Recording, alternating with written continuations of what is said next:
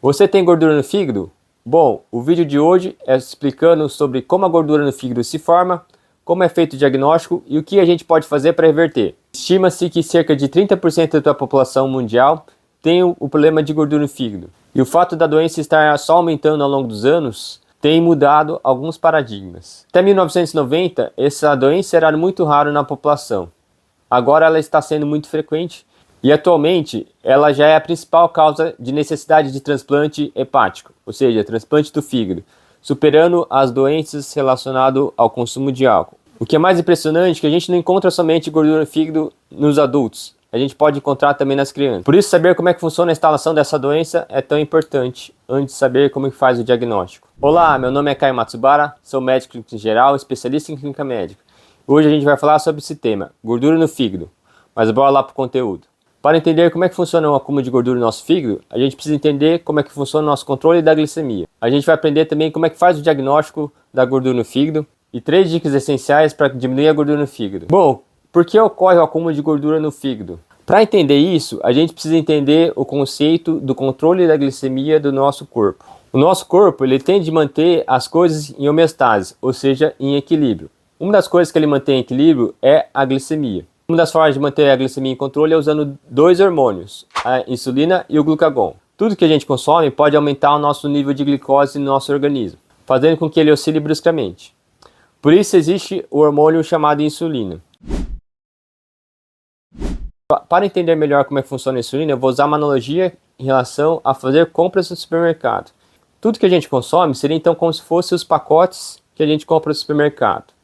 Imagine então o corredor da nossa casa como se fosse o nosso sangue. Então a gente chega em casa, entra no corredor com abarrotado de coisas, então isso faz com que a gente eleve a nossa glicemia. Só que a gente não pode deixar as compras ali em qualquer lugar. A gente precisa guardar cada coisa em algum lugar. Imagine que o nosso fogão seria as nossas células, o armário seria os nossos músculos e a gente tem uma geladeira ultra high-tech, que você coloca a comida lá e ela transforma essa comida em outras coisas. Isso seria o nosso fígado. Então, quando a gente chega com calorias, energia em excesso, o responsável por fazer o direcionamento para esses locais é a insulina. Então, quando a gente consome algum alimento, a insulina vai pegar essa energia que a gente recebeu e vai armazenar. Onde que ela armazena? Vai jogar no fogão para ser usado como energia na hora, né, para dentro das nossas células. Vai ser armazenado no nosso armário, que seria os nossos músculos, na forma de glicogênio. E também vai ser armazenado na nossa geladeira, na forma de glicogênio. Mas, como a nossa geladeira é ultra high-tech, seria o nosso fígado, ele não deixa só na forma de glicogênio. Ele vai pegar esse excesso de calorias e vai transformar numa outra forma de armazenar energia, que seria aí a gordura. Não sei se ficou muito claro a explicação, mas seria o quê? Se tem calorias em excesso, o fígado ele é responsável por pegar essa energia e armazenar na forma de gordura. É daí que vem a gordura no fígado. Só que o fígado não fica somente com essa gordura armazenada nele, na nossa geladeira. O fígado também é responsável por transportar essa gordura para outros locais. Quais são esses locais? Seria debaixo da pele, no tecido subcutâneo.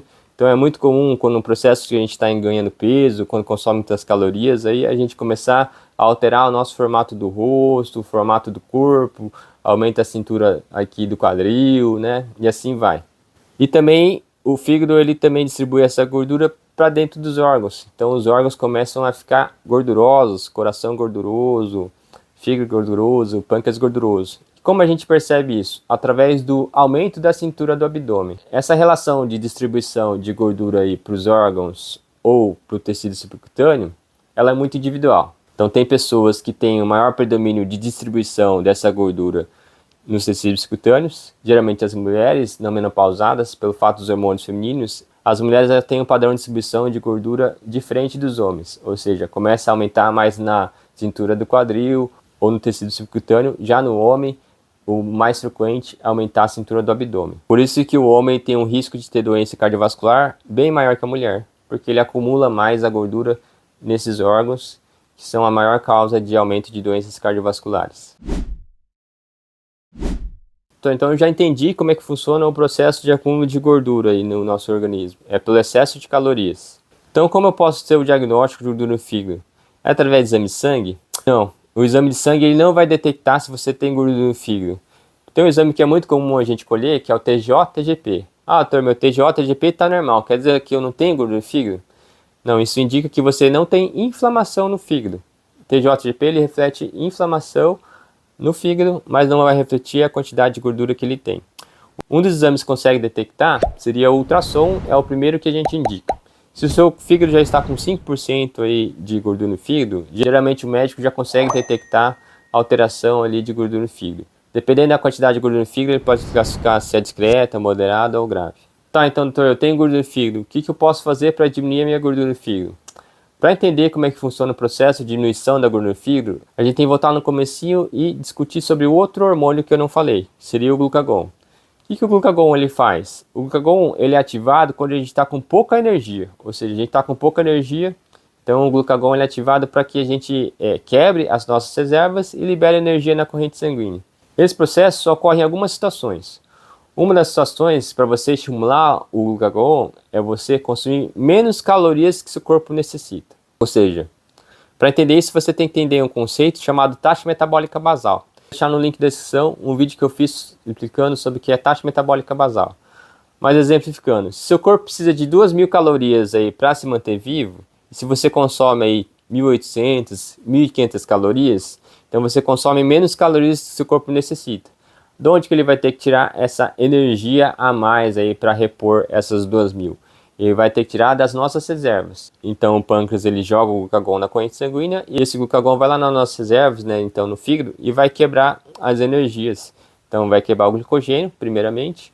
Se já acabou, já esgotou a reserva de glicogênio, ele vai começar a quebrar gordura. Então ele vai quebrar essa gordura e vai transformar em energia para a gente ser utilizada. Outra forma de você aí queimar mais gordura é você também ficar longos períodos de jejum. Então, como você ficou longos períodos de jejum, mas você está gastando energia e não está chegando essa energia, aí entra em ação também o glucagon para que forneça essa energia. Seria o famoso jejum intermitente, que eu também já expliquei nesse mesmo vídeo. Seria ficar 16 horas sem comer e 8 horas comendo.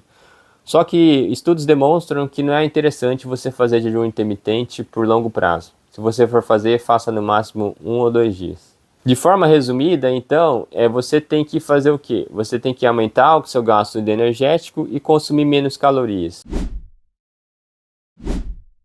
Uma das recomendações principais é você iniciar a atividade física, principalmente atividade física aeróbica aliada à atividade física de resistência, então para ganho de massa muscular. Dessa forma você consegue queimar suas reservas de energia, forçando com que seu corpo necessite ativar aí o glucagon para liberar mais energia na corrente sanguínea. Outra forma é você escolhendo melhor os alimentos, né?